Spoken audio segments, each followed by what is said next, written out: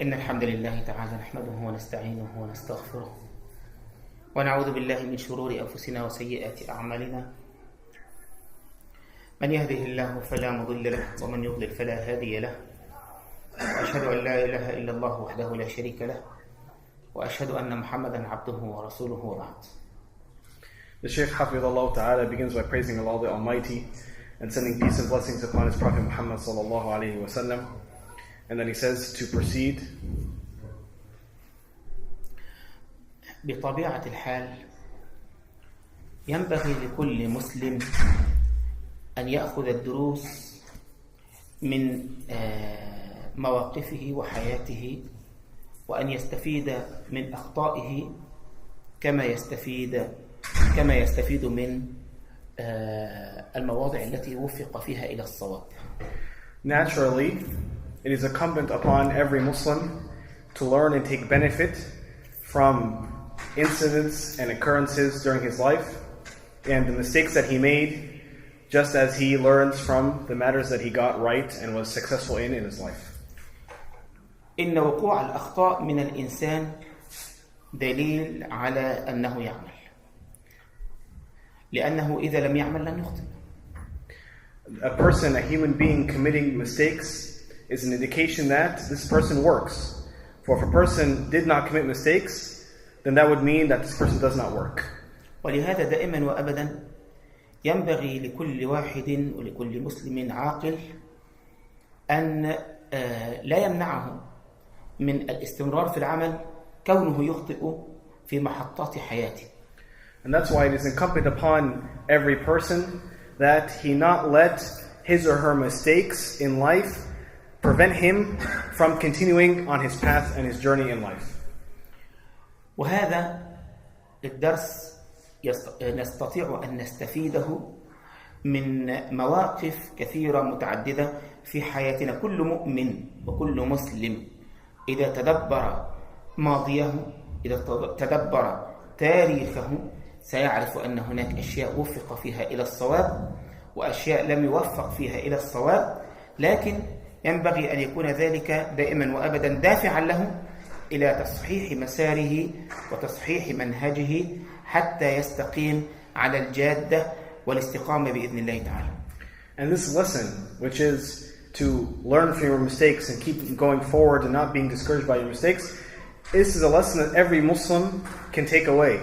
And every person, if they look at their past, they will see and they will learn from the mistakes that they made and from the things that they got right, and they should use these things as motivation for them to continue to succeed and push themselves further and further towards their goals. والإخوة الأفاضل جزاهم الله خير طلبوا مني أن أذكر وأن أحكي لهم قصتي مع العلم ومع طلبه، لعل يكون في ذلك فائدة لي ولإخواني حتى يستعينوا بهذا التاريخ وبهذه التجارب في أن يصححوا من مواقفهم وأن يقوموا من مسالكهم في الحياة وأن يستفيدوا من تلك الدروس التي مر عليها قرابة 40 عاما.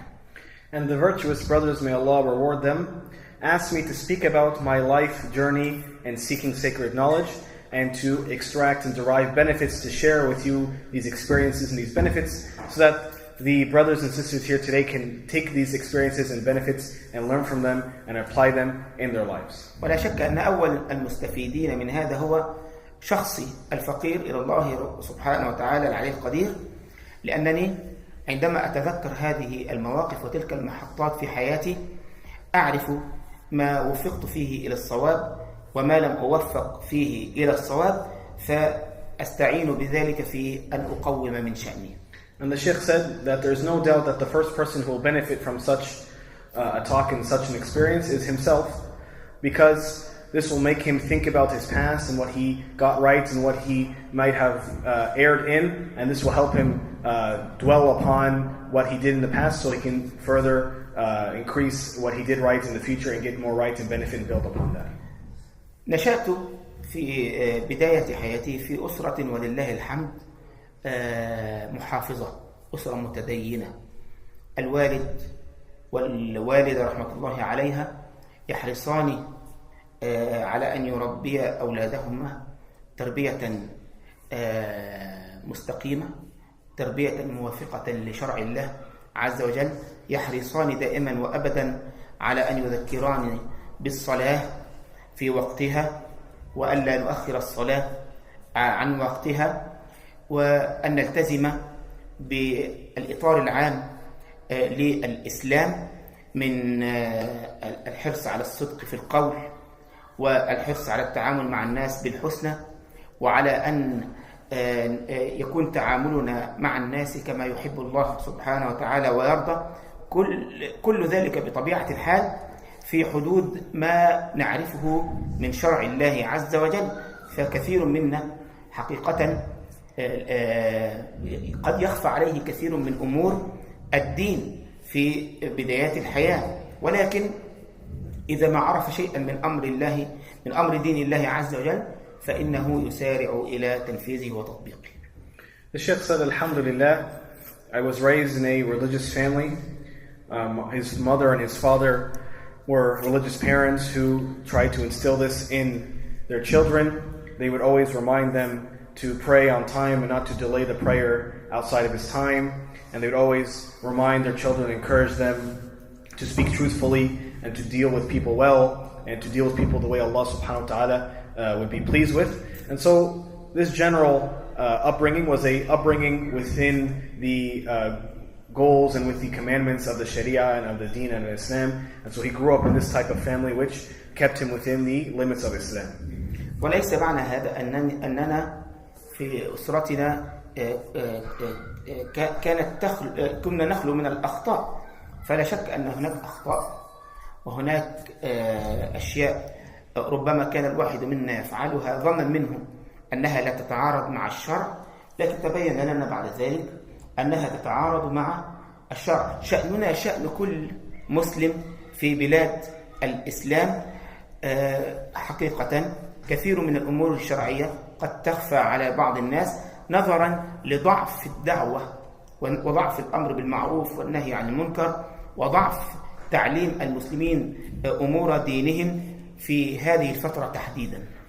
And he said this doesn't mean that our family didn't have mistakes. No, of course we had mistakes, and we did things that we thought were not in violation of the Sharia, which in reality turned out to be in violation of the Sharia, just like any family and just like any person growing up in the Muslim world, that they commit things that in reality they think is fine but turns out to be against the deen due to the lack of the da'wah, due to the lack of teaching Islam to people, and due to the lack of enjoining the good and forbidding the evil. في هذه الفترة كنت لا أفهم من الإسلام إلا أن أواظب على الصلاة والصيام في رمضان، وإن وفق الواحد منا إلى الحج أو العمرة فهذا فضل من الله عظيم. أي نعم كنا نعرف الآداب العامة للإسلام، الصدق في القول، عدم الكذب، عدم المكر، عدم الخديعة، عدم الغيبة، هذه الأمور التي لا تخفى على أي مسلم، لكن ما كنا نتصور ونعرف من الإسلام أوسع من هذا الإطار، وهو الذي يعرفه عامة المسلمين الذين لم يتوغلوا في دراسة أمور الدين. So in this upbringing, the Sheikh said I would pray and I would fast, and alhamdulillah, if Allah gave us tawfiq, we would make hajj and umrah. And we knew the basic adab, the basic morals of Islam, not to backbite and so on. The basic principles and morals that all Muslims generally know. ما كنا نعرف مثلا فضيلة الصلاة الجماعة في المسجد. غاية ما نعرفه أن صلاة الجمعة لابد أن تكون في المسجد. أما سائر الصلوات فأن تصليها في المسجد أو في غير المسجد. لم نكن نعرف فرقا بين صلاتها في المسجد أو صلاتها في غير المسجد، وإنما إن كان عندك سعة من الوقت فبإمكانك أن تصليها في المسجد، وإلا فصلاتها في البيت كصلاتها في المسجد. ما كنا نعرف فضيلة تميز صلاة المسجد على الصلاة في البيت، أقول كما هو شأن عموم المسلمين. And we didn't know, for example, the virtue of praying in congregation in the masjid. We thought that praying in congregation or praying alone was the same, and we didn't know the virtues of one praying in the congregation and how it differentiated from praying individually. We knew that it was obligatory to pray the Friday prayer, but we didn't think about praying the others due to a virtue that there is in praying with those other prayers in congregation over praying individually. But we thought that, if someone had extra time and they could go pray in the masjid, but we didn't know of a special virtue that differentiated praying in congregation from praying individually. أما عن العلم بالدين ومعرفة علوم الشرع، فكنا كعامة المسلمين نتصور أن هذا العلم خاص بأهل الدراسة المتخصصة. مثلا من يدرسون في الأزهر هؤلاء يتخصصون في العلوم الشرعية، أما غيرهم فلا يلزمهم أن يكونوا عارفين بعلوم تفسير القرآن ولا بعلوم اللغة ولا بعلوم الحديث ولا بعلوم السيرة النبوية ولا التاريخ الإسلامي ولا اللغة العربية. ما كنا نعتقد أن هذا شأن المتخصصين، شأن الأزاهرة، شأن العلماء، وأما نحن فلا يلزمنا معرفة ذلك. As for sacred knowledge, specialized Islamic knowledge, then we were like the general masses, like everyone else. We thought that this specialized knowledge was only for specialists, scholars, like the scholars of Al-Azhar. And we thought that the rest of us, we didn't need to know these different sciences and different specialized knowledges, but that this was only for the specialists.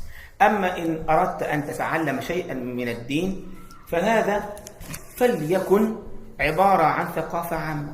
بإمكانك أن تسمع خطبة في أحد المساجد، أو أن تحضر محاضرة في مكان ما، أو أن تسمع درسا في التلفاز أو في المذياع أو نحو ذلك، وهذا ما يكفيك من تعلم أمور الدين. هكذا كان الناس يفهمون علاقة المرء بدينه على هذا النحو.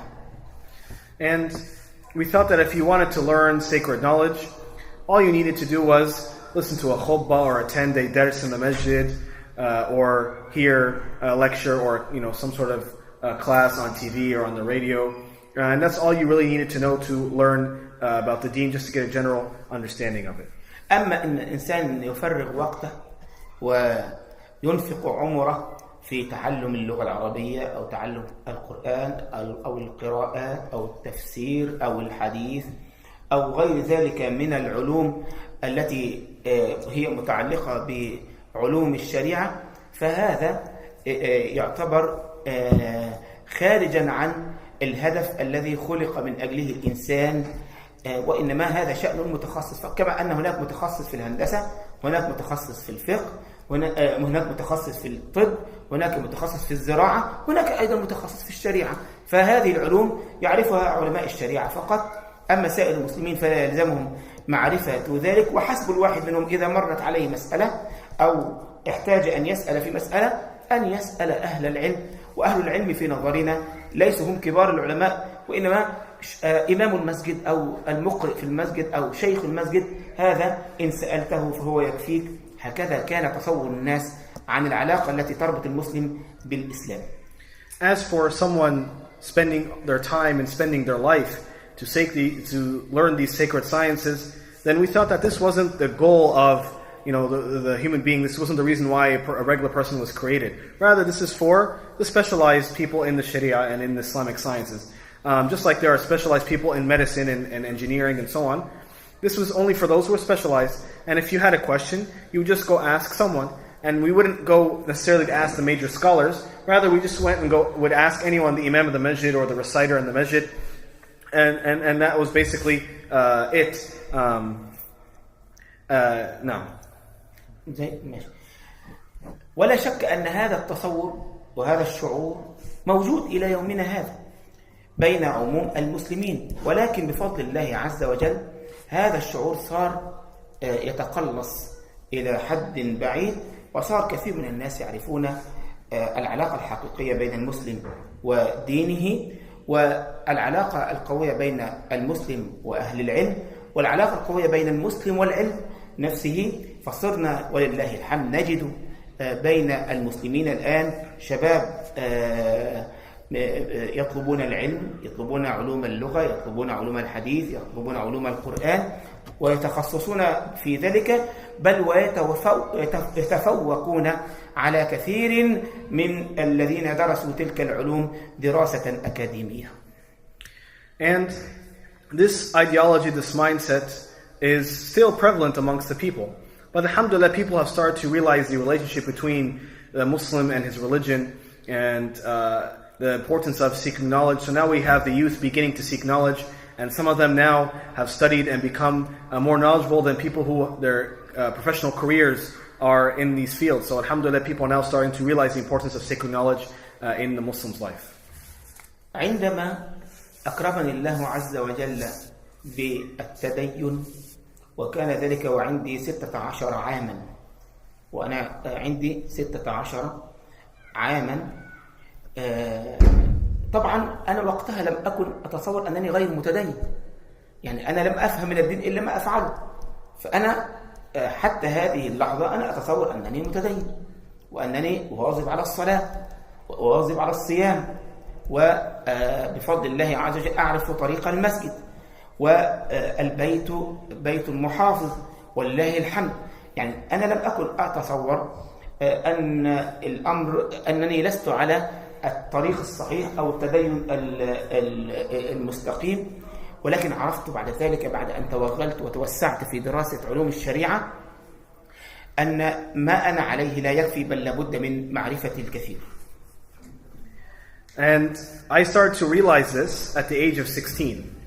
At that time, I didn't think I was someone who wasn't religious. I thought I was religious. I thought I knew everything I had to know, and I was doing everything right. I prayed, I fasted. Our house was religious. I didn't think that there was more that I could do, that I wasn't upon what I should be upon. And so at that time, I just thought I was fine the way I was. يعني مثلا كان مثلا بعض أصدقائي نذهب في كل يوم خميس، وهي آخر يوم في الأسبوع في بلادنا العربية، لأن الجمعة يكون أجازة رسمية، فكنا دائما وأبدا يوم الخميس هذا أنا وأصدقائي نخرج لنتفسح ونتنزه في أماكن معينة في العاصمة. وهذه الأماكن يذهب إليها كل الشباب، منهم من يذهب إلى كافيه، منهم من يذهب إلى حديقة، منهم من يذهب إلى السينما، إلى غير ذلك. وكنت أذهب معهم في العادة، ثم فجأة كده وبدون أي مبررات ولا مقدمات لم يكلمني أحد في ذلك، ولكن البصيرة التي يمنحها الله عز وجل لبعض عباده. فقلت له أنا لن أذهب إلى السينما بعد ذلك. قالوا لماذا؟ أنا قلت لهم سبحان الله، يعني إذا لم يكن هذا حرام فما هو الحرام؟ And so on Thursdays, me and my friends, we would go out to places just like the rest of the youth would go out.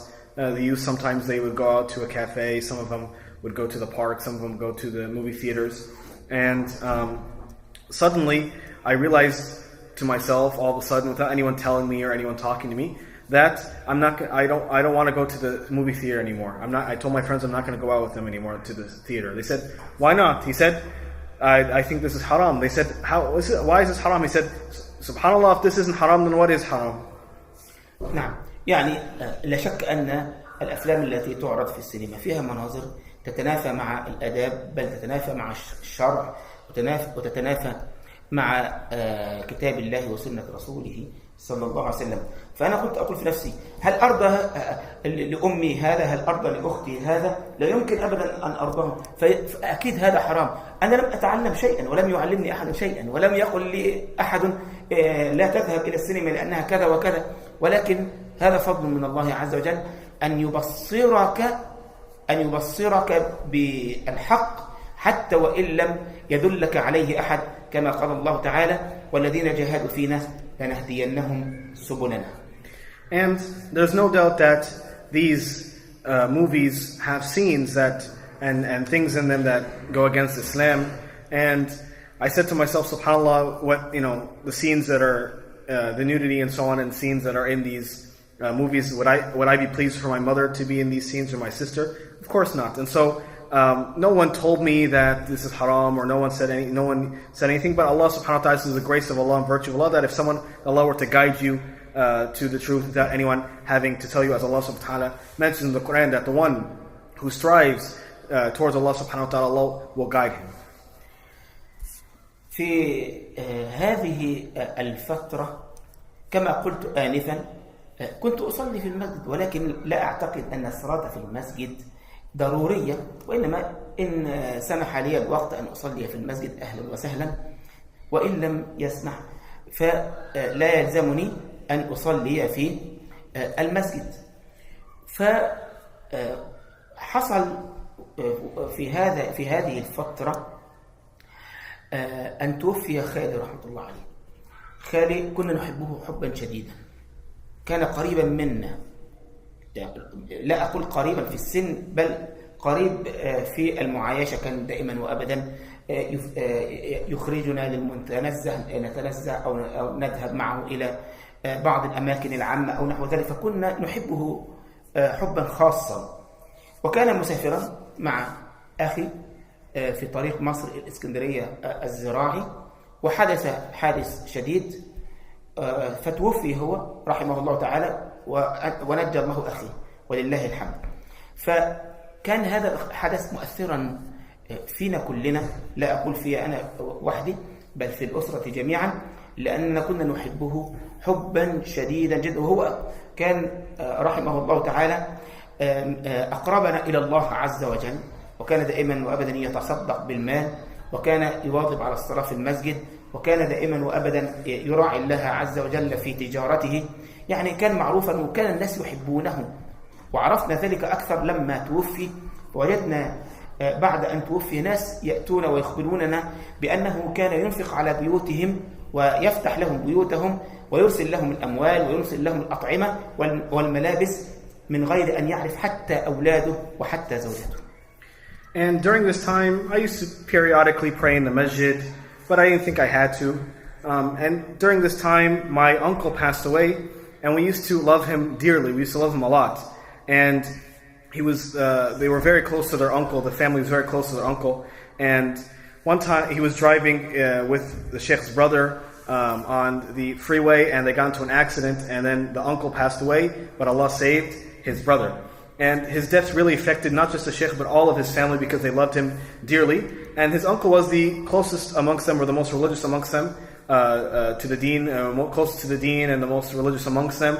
And he used to give a lot of charity, and he used to pray, and he was honest in his trade. And people loved him dearly, and they knew this more after his death. After his death, people would come to them and say, your uncle used to spend on this house and take care of this family and give them clothes and give them this and that.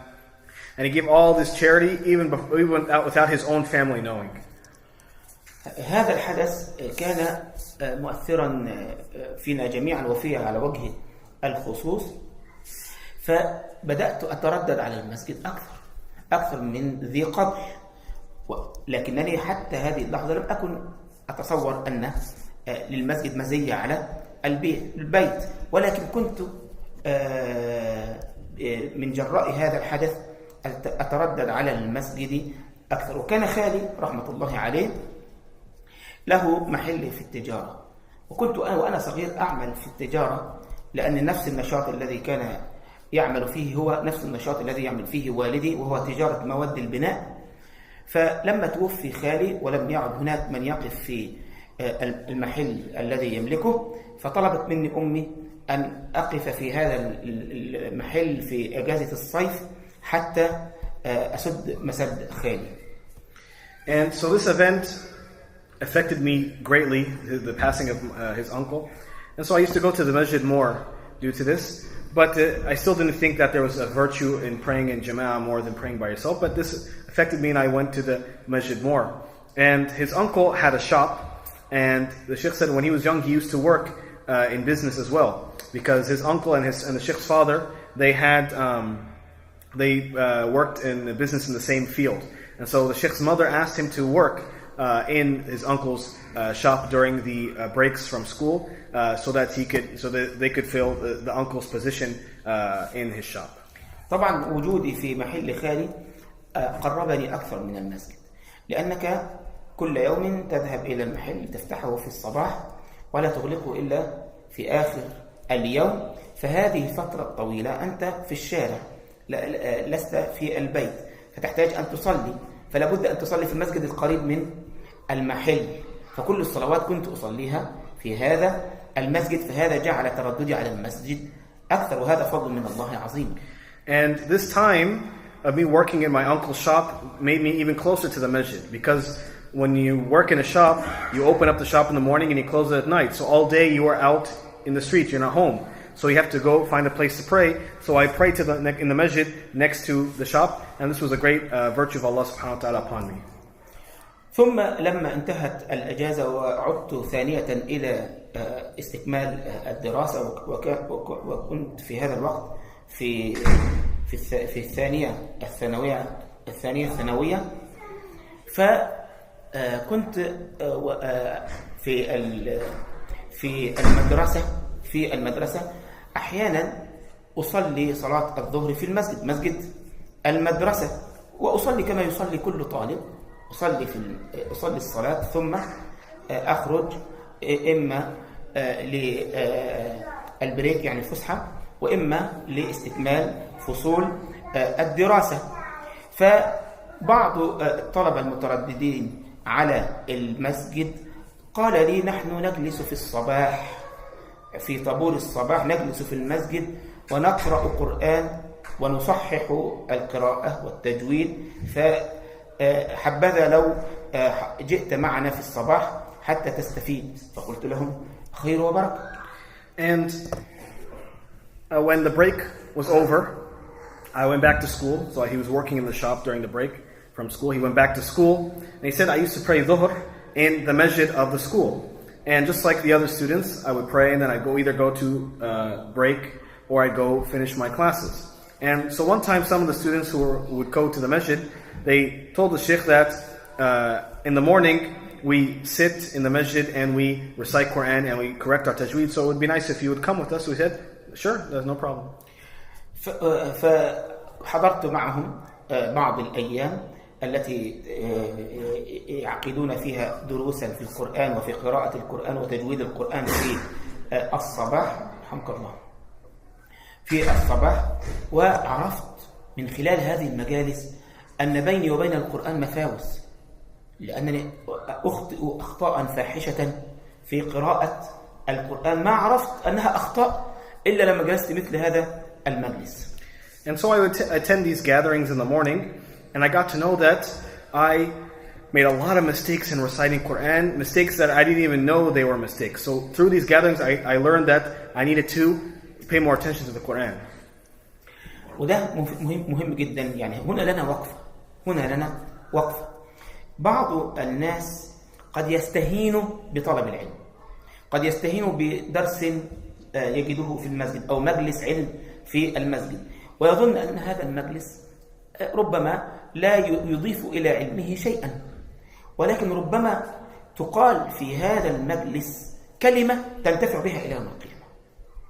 And this is important. We need to stop here and take a lesson from this situation and say that many people, they take lightly seeking knowledge and gatherings and durus in the masjid and so on.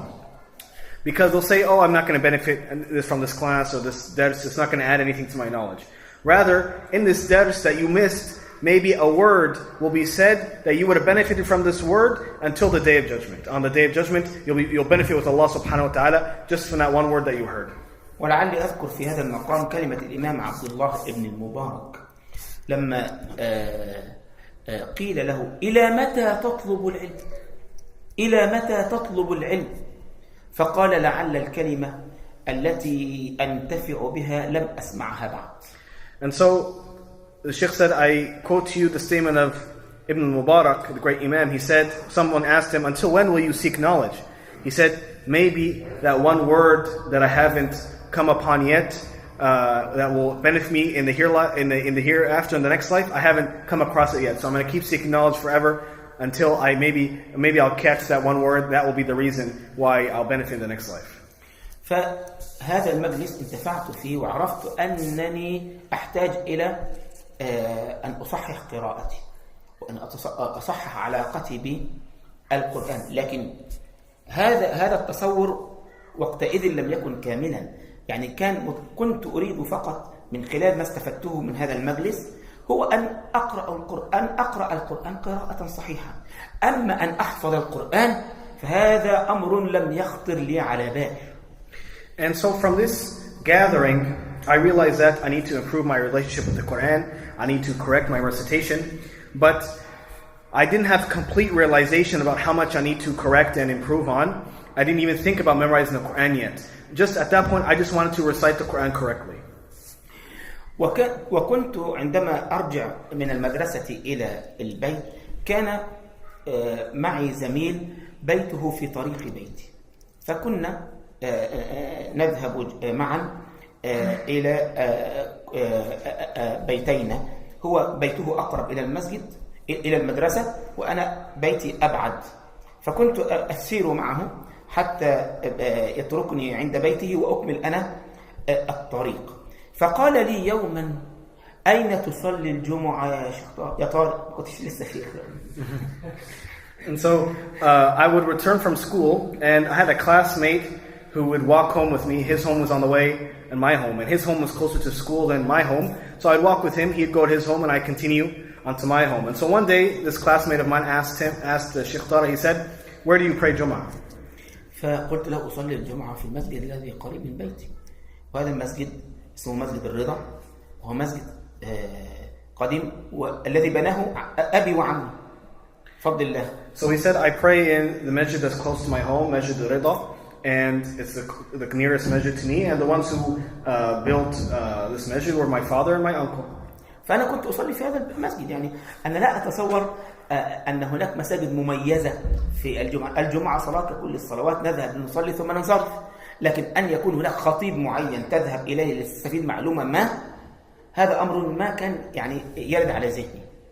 And so the Sheikh said, I thought all masjids were the same for Jummah. I didn't think that maybe there were some masjids that have some unique characteristics that other masjids have. You know, maybe a khatib here was better or a sheikh here was more knowledgeable. I didn't think about it. I just thought all masjids are the same. All Friday Jummahs are the same. So I just went to this one. I didn't think about going to another one. فقال لي ولماذا لا تصلي عند الشيخ محمد جميل غازي؟ فقلت له مين محمد جميل غازي؟ قال لي الشيخ محمد جميل غازي الذي يخطب في مسجد العز بالله وهذا المسجد بيني وبينه مشيا على الأقدام 10 دقائق. And so my classmate said, why don't you go to the Masjid Aziz Billah, which was, the Sheikh said, it's walking distance from my house. Why don't you go to the Sheikh where Muhammad Jamil Ghazi is? And we benefit from that. So the Sheikh didn't even think about before that to go to that Masjid. فقلت له يعني ايه يعني ما الذي يميز الخطبه؟ يعني خطبه ككل الخطب يعني قال لي لا انت ازاي ما تروحش للشيخ جميل غازي وهو قريب من بيتك. So the Sheikh said, I said, what's the difference between Friday khutbah in this masjid and the masjid, the other masjid, Aziz Billah, what's the difference? I thought that all Friday khutbahs were the same. So his classmate said, how could you not go and visit the Sheikh? How could you not go listen to the Sheikh? فقلت في نفسي ما المانع ان انا اصلي الجمعه القادمه عند مسجد العز بالله واستمع الى الشيخ محمد جميل غازي. فذهبت فوجدت هناك يعني انا اعتاد ان صلاه الجمعه المسجد يمتلئ واقصى حاجه يعني يصلي بعض المصلين خارج المسجد ان كان يعني هناك زحام. لكن ان اجد هناك من خارج المسجد أكثر مما هم داخل المسجد ويأتون من جميع المحافظات ويأتون بالمواصلات وتجد هناك من أهل الإسكندرية ومن أهل المنوفية ومن الصعيد ومن البحري ومن الدلتا كل ده موجود هناك وهذا كله قريب من بيتي وأنا لا أعرف. So the Sheikh said, there's nothing preventing me from going next Jummah to check out this masjid, listen to the Sheikh. No objection, no problem. So why not go? So the Sheikh said, I went there and I found nations of people, unbelievable amounts of people. He said, Sheikh, I wasn't used to this. Usually, I'm used to the Friday masjid. You know, the masjid would get full. Maybe some people would pray outside. But I didn't expect, when I went to this masjid, to see this many amount of people, that the people outside praying were more than people inside. And people coming from all over Egypt and taking all types of transportation just to get there. I never expected to see this type of scene. كان الشيخ محمد بن غازي رحمة الله عليه في خطبة الجمعة يفسر القرآن في خطبة الجمعة.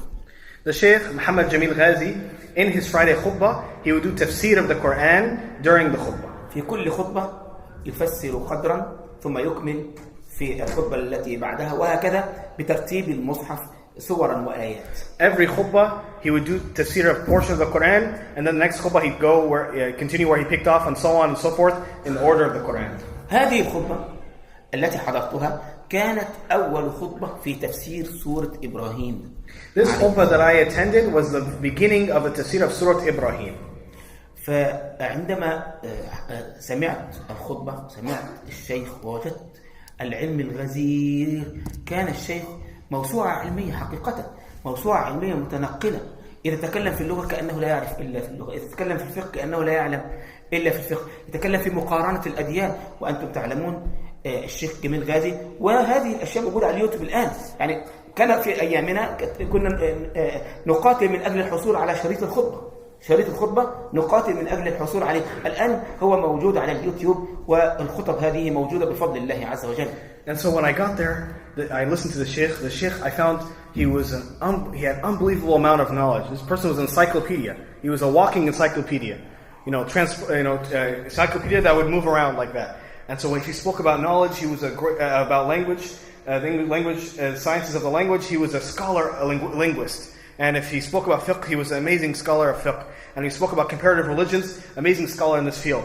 And we used to fight over the cassettes of the khutbah. Like back then, we didn't have khutbahs on YouTube and everyone can see it. Back then, we would fight just to get the tapes, the cassettes of these khutbahs.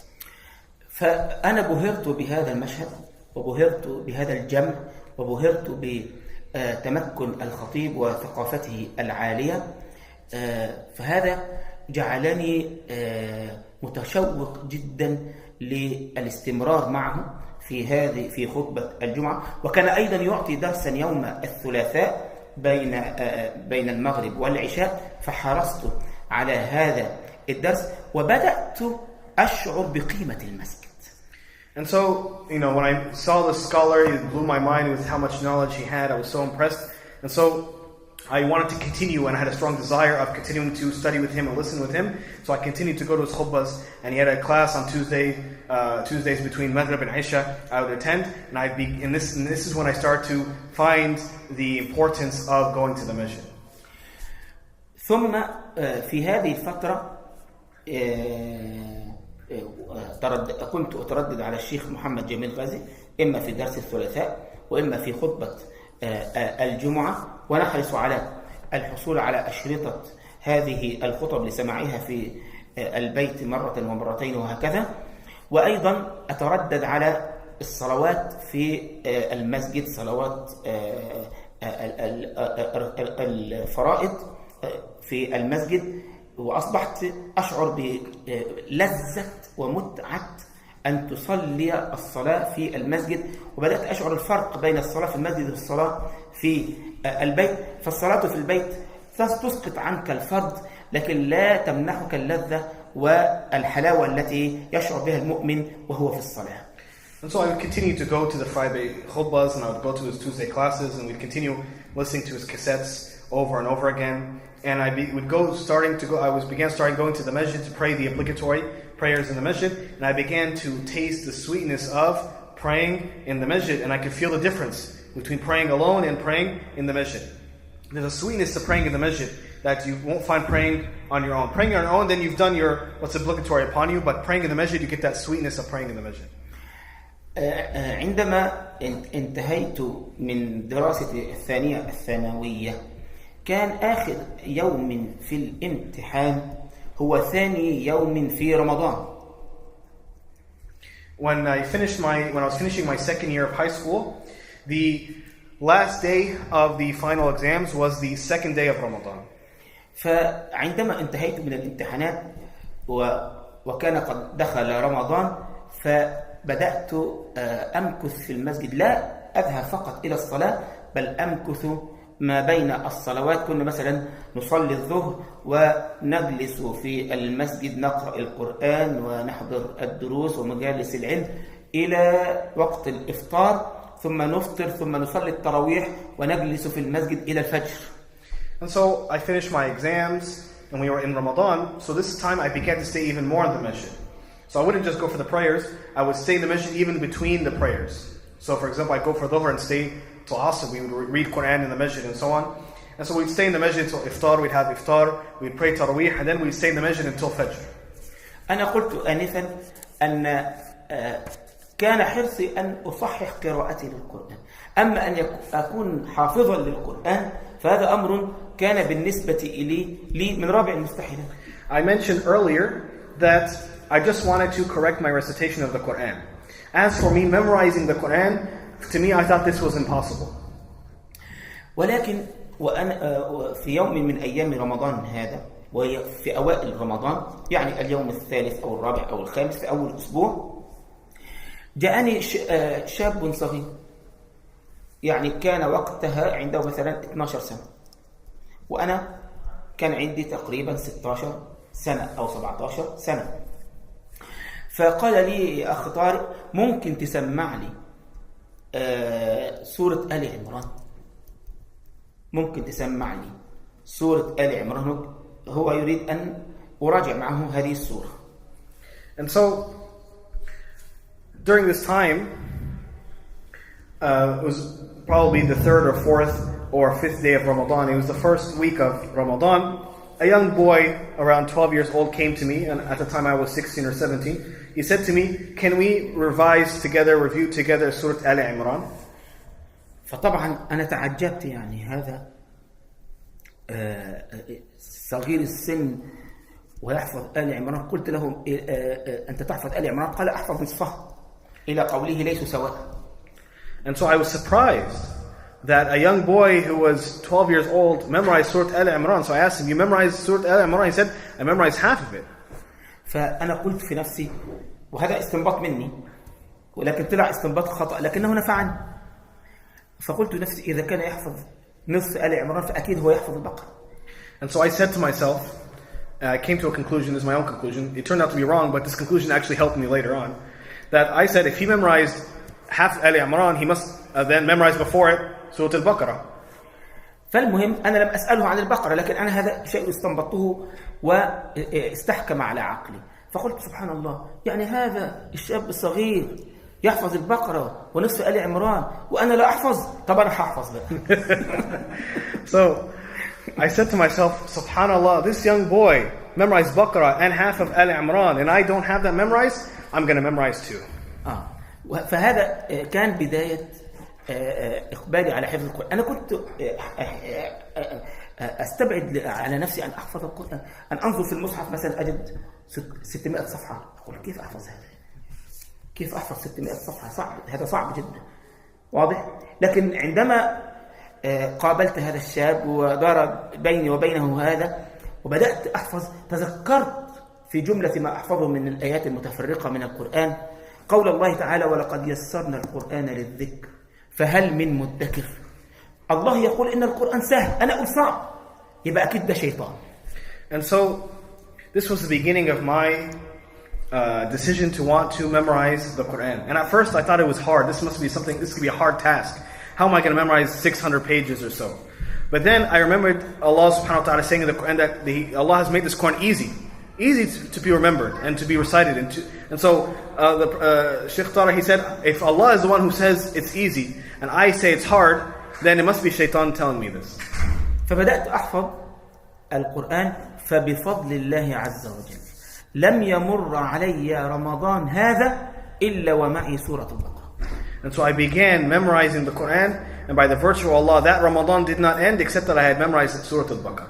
طبعا أنا كنت أحفظ يعني بمجهودي الشخصي، لا أعرف أنه مثلا ممكن أذهب إلى شيخ ليقوم لي القراءة، ولا أستعين بصديق أو بالجمهور أو بأي شيء، ما كنت أعرف هذا. أنا أحفظ من المصحف، فأحيانا أحفظ خطأ، يعني خطأ في التشكيل، خطأ في قراءة بعض الكلمات، كان هذا أمرا واردا. And so previously I had my own personal memorization of some of the Quran. At the time I didn't think of going to a sheikh to recite to or with a friend or something. I just did my own personal memorization. And so memorizing on my own, since I didn't memorize on a sheikh, I memorized incorrectly. I made mistakes in my memorization. لا أقول واردا فحسب، بل كان واقعا أيضا. يعني أنا أعلم أنني عندما انتهيت من سورة البقرة وكنت أطلب من بعض الإخوة أن يراجع معي، فكان يصحح لي كثيرا مما يتعلق بتشكيل بعض الكلمات. فأرشدني بعض الإخوة إلى أن أسمع قارئا مشهورا، أسمع أشرطة قارئ مشهور حتى أقوم قراءتي على قراءته. وفي هذا الوقت يعني كان أشهر القراء في مصر هو الشيخ عبد الباسط عبد الصمد رحمه الله تعالى. فبدأت أتابع مواعيد المصحف الذي بصوته في إذاعة القرآن الكريم، وأسجل المصحف بصوته، ثم أسمع القدر الذي أريد أن أحفظه قبل أن أحفظه، أسمعه مرة ومرتين وثلاثة، وأردد مع الشيخ حتى تم الله لي بفضل الله عز وجل أن حفظت القرآن بهذه الطريقة، أنني أسمع كثيرا مع الشيخ وأردد معه، سواء أسمع ما قد حفظته فأراجعه مع الشيخ، أو أسمع شيئا لم أحفظه لكي أحفظه حفظا صحيحا. فتم لي بفضل الله عز وجل حفظ القرآن كاملا في 1 و3 أشهر. And so one of the friends of the Sheikh advised him to review his qira'ah by listening to a famous reciter. And the most famous reciter at the time was Sheikh Abdul Basit.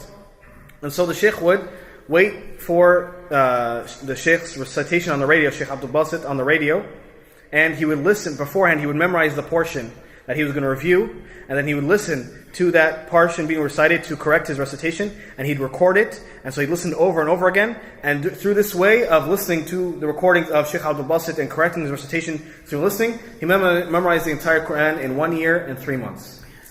بطبيعة الحال في هذه السنة والأشهر 3 كان هناك مواقف متعلقة أيضا ودروس مستفادة من حفظ القرآن. أولا أهمية التلقي على الشيوخ، أهمية التلقي على الشيوخ. أنا طبعا وقتئذ ما كنت أعرف التلقي سوى الشيخ عبد الباسط، هذا هو التلقي، هو شيخي في الواقع، ولا أعرف أنه ممكن أذهب إلى شيخ مثلا لأقرأ عليه، ما كان يرد على ذهني أصلا. So in this 1 year and 3 months, there were many events and occurrences that we could take benefit from with regards to memorizing the Quran. The first is the importance of reciting to a sheikh, reciting Quran to the sheikh. At that time, I never thought that I could go to a sheikh and recite. My sheikh at the time was Sheikh Abdul Basit on the radio. I never thought that you could go and recite to a sheikh. فطبعا سماعي الكثير لتسجيلات الشيخ عبد الباسط رحمة الله عليه نفعني جدا، أولا في ضبط القراءة حتى تكون قراءة صحيحة، وأيضا في تثبيت الحفظ، فإن كثرة السماع الشيء يثبته في قلب الإنسان. ناهيك عن أمر مهم جدا وهو الأداء. قد تحفظ القرآن ولا تحسن أداءه، تقرأه كما تقرأ أي شيء، لكن أن تستفيد من ذي خبرة كالشيخ عبد الباسط أو الشيخ المنشاوي أو الشيخ الحصري أو أمثال هؤلاء القمم العالية، فأنت تضيف إلى حفظك حسن الأداء في قراءة القرآن. And so, while listening to Sheikh Abdul Basit, I learned that taking this knowledge of Quran from those specialized, the great scholars of Quran, that you not only correct your recitation, but you also strengthen your memorization, because listening over and over again helps you memorize. And also, another thing that helps you when it's learning and listening to a sheikh, it helps you how to recite, how to say the Quran, not just with the tajweed, but how to recite it with a beautiful voice, and how to pronounce the Quran correctly, and how to use your voice with the tajweed and so on. So listening to the great reciters like Sheikh Abdul Basit and Al-Husari and so on, you also gain that benefit as well. أيضا من فوائد سماع القرآن كثيرا، أنا هناك بعض السور حفظتها فقط من السماع، يعني حفظتها قبل أن أحفظها من المصحف، مجرد السماع. يعني مثلا سورة النور، سورة الفرقان، سورة الأنفال، سورة التوبة، هذه حفظتها سماعا من كثرة سماعي لها من تسجيلات الشيخ عبد الباسط عبد الصمد رحمه الله تعالى. فهنا أهمية السماع، والرسول عليه الصلاة والسلام كان يحب أن يسمع القرآن من غيره، وهو الذي أنزل عليه القرآن صلى الله عليه وسلم. فلا ينبغي للمسلم أن يتجاهل أن يسمع القرآن. لا شك أن قراءة القرآن مطلوبة، لكن أيضا سماعه مطلوبة. And from the virtues of listening to the Quran from a scholar is that you will be able to memorize the Quran easily, even just from listening. So there are some surahs that the Sheikh said I memorized just from listening before I even tried to memorize it by reading the Mus'haf. Surah Al-Nur, Surah Al-Furqan, Surah Al-Anfal, Surah Al-Tawbah. He said I memorized them just by listening to Sheikh Abdul Basit. And the Prophet ﷺ would like to listen to the Quran even though it was revealed upon him. So we have to realize the importance of not just reciting the Quran, but also listening to the Quran from the scholars. أذكر أن سورة الحج حفظتها في يوم. سورة الحج وهي نصف جزء حفظتها في يوم من الصباح إلى المساء. اللطيف في هذا أنني حفظتها في هذا اليوم، جميل، فنصفها في نفس اليوم قرأته في صلاة المغرب، والنصف الثاني في صلاة العشاء. And I remember that I memorized Surah في نفس اليوم. I memorized Surah Al-Hajj in one day, and this surah is half a juz. I memorized it in one day. And by the time I got to Maghrib and Isha, I recited the first half of the surah in the Maghrib prayer and the second half in the Isha prayer. أيضا أستفيد من هذا وأفيد إخواني المحافظة على الوقت. المحافظة على الوقت. الحفظ لا يحتاج إلى مكان. يعني إذا أردت أن تذاكر أو أن تقرأ أو أن تطلع، أنت في حاجة إلى مكان تجلس فيه مهيأ لذلك. لكن الحفظ من الممكن أن تحفظ وأنت في الطريق، أن تحفظ وأنت في المواصلات، أن تحفظ في أي وقت من الأوقات وأي مكان من الأماكن. فينبغي للمسلم أن يستغل هذا كله. And another benefit we take out of this is that we can take advantage of our time. The Muslim needs to take advantage of his time. Don't waste your time. Because memorization doesn't need a place. Studying, you need a place. You need like a desk and books and stuff. But memorization doesn't need a place. You can do it anywhere, on your way, in the transportation, anywhere. So we need to learn from this. It's incumbent upon the Muslim to take advantage of his time. يعني أنا أحكي عن نفسي. مثلا أنا وقتئذ كنت في المدرسة الثانوية، فكنت وأنا ذاهب إلى المدرسة أحفظ وأنا في الطريق، وأنا راجع من المدرسة أحفظ في الطريق. هذا وقت ضائع لأنه طريق لابد أن تقطعه. Speaking about myself, the Sheikh said, at that time I was in high school. So on my way going to school, I would memorize. On my way coming back from school, I would memorize. This is lost time anyway, because you have to travel this distance anyway. So might as well use it for memorization. وأيضا في المدرسة كنت أستغل أي فراغ. فمثلا في البريك كنت أحفظ في بعض الفصول التي ليس فيها نشاط، مثلا حصة الألعاب، حصة الموسيقى، حصة العسكرية، أحيانا مدرس يكون غائبا لسبب من الأسباب. كل هذه الأوقات كنت أستغلها في الحفظ.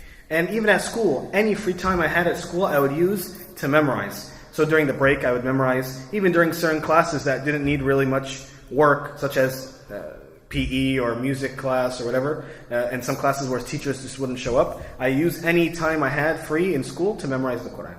بطبيعة الحال أنا في هذا السن مطالب إنه يذاكر دروس المدرسة حتى يحصل على الشهادات المطلوبة. فما أستطيع أن أستغل إلا مثل هذا الوقت حتى إذا ما رجعت من المدرسة إلى البيت أتفرغ لمذاكرة المواد الدراسية. And at that time I was in school, and that means I have to study subjects to graduate and get my diploma. And so I only had these times to memorize the Quran, because when I got home I'd have to go study my coursework for high school. فإذا لابد من استغلال الوقت. كان أحيانا في بعض الدروس، يعني عندما كنت أعطي دروسا في مصر، يسألني بعض الطلبة يقول لي يا شيخ أنا ليس عندي وقت للمذاكرة، لا للقراءة ولا للحفظ. أنا أصلي الفجر ثم أذهب إلى العمل وأعود في آخر اليوم متعب، لابد أن أستريح حتى أستيقظ في اليوم الثاني وأذهب إلى العمل ثانية، وهكذا. فكنت أسأله أين عملك؟ فيقول لي مثلا في منطقة 6 أكتوبر، هذه تبعد مثلا 2 ساعتين بالباص، تبعد 2 ساعتين. فأقول له كيف تذهب؟ قال أذهب بالباص. فأقول له ماذا تفعل في تلك 2 ساعتين؟ And so Sheikh said, when I was teaching classes in Egypt, some students would ask me, Sheikh, we don't have any time. Like, what should we do? We don't have time to study. I wake up in the morning, I go to work, I come back at the end of the day really tired, I have to go to sleep early to wake up again the next day to go to work. I don't have time to study. So the Sheikh asked him, where do you work? They said 6 October, a city about 2 hours away, taking the bus. And so the Sheikh asked him, what do you do during those 2 hours? لو أنك أعطيت للحفظ والمذاكرة 2 ساعتين وأنت ذاهب و2 ساعتين وأنت عائد، فتلك 4 ساعات، هذا إن شاء الله يكفي، والله سبحانه وتعالى يبارك. And so if you would give those 2 hours going and 2 hours coming back, so 4 hours time to memorize and study, then that's enough, and Allah subhanahu wa ta'ala will bless your time. لا شك أننا نضيع كثيرا من أوقاتنا، لكن لا نتنبه إلى هذا. كل واحد منا إذا نظر لنفسه وجد أن هناك وقتا يضيعه أمام مثلا التلفاز، يضيعه مع الشباب، مع السمر مع الإخوة، يضيعه في ماتشات الكرة أو نحو ذلك. لو أنك ادخرت هذا الوقت فيما ينفعك لا حصلت العلم الكثير إن شاء الله. And so there's no doubt that each and every one of us, we have time that we waste. If we looked in our daily routines, we would find all the time that we waste. So we waste time watching TV or going out with our friends or watching a sports match and so on, and staying out with, going out at night and so on. That if we used all that time and put it together to benefit and study and so on, then we would have time. أذكر كنت مرة عند شيخنا الشيخ أبي إسحاق الحويني في مصر. كان وقتها يعمل في بقالة لبعض الإخوة اسمه أبو هشيمة. فكان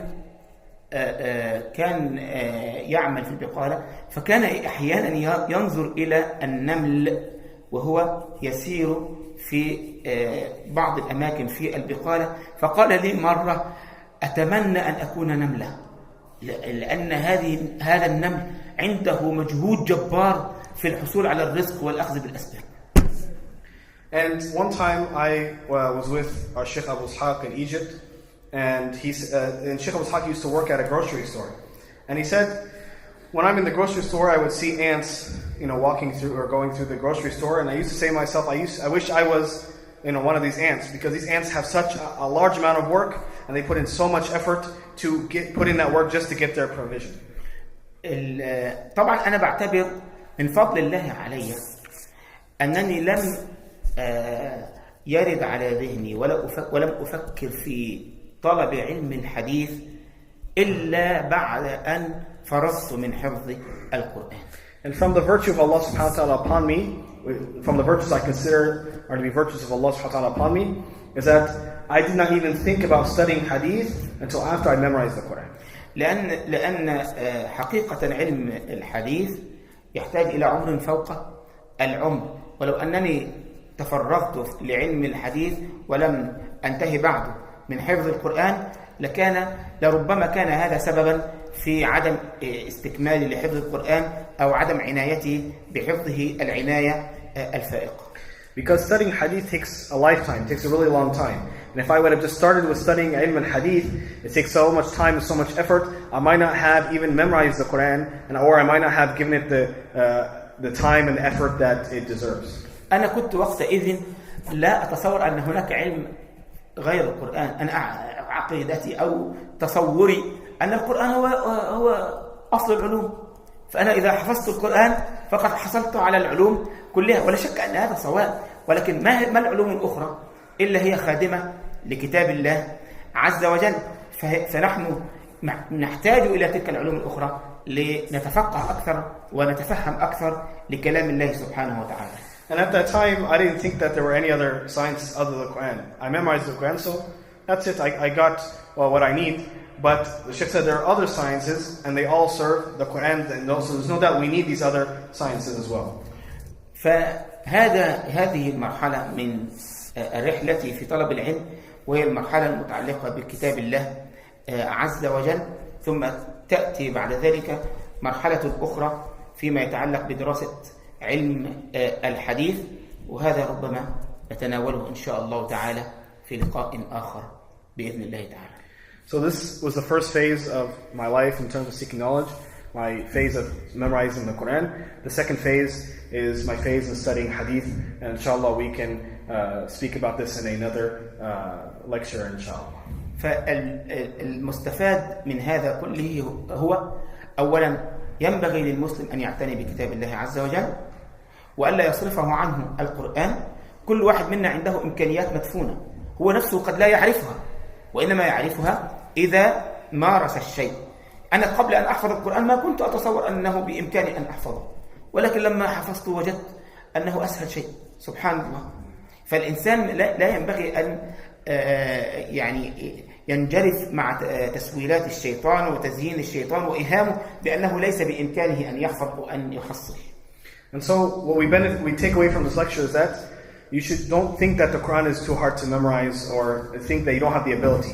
Each and every one of us has hidden abilities that you might not know about, and they won't appear until you actually do something which requires those abilities. Then they will show and they will emerge, and you will realize that you do have those abilities. The Sheikh said, myself, I didn't even think I could. I didn't even thought I could memorize the Quran. I thought it was impossible. But when I actually did it, I realized I had the ability, and it was easy to memorize. نكتفي بهذا القدر، والله أعلى وأعلم وأعز وأكرم. إن شاء الله نكمل في لقاء قادم، وصلى الله على نبينا محمد وعلى آله وصحبه وسلم. And inshallah, we'll stop with this inshallah, and inshallah we'll continue the story in another lecture. And so now we'll have over here in the corner the hadith class for the students of knowledge.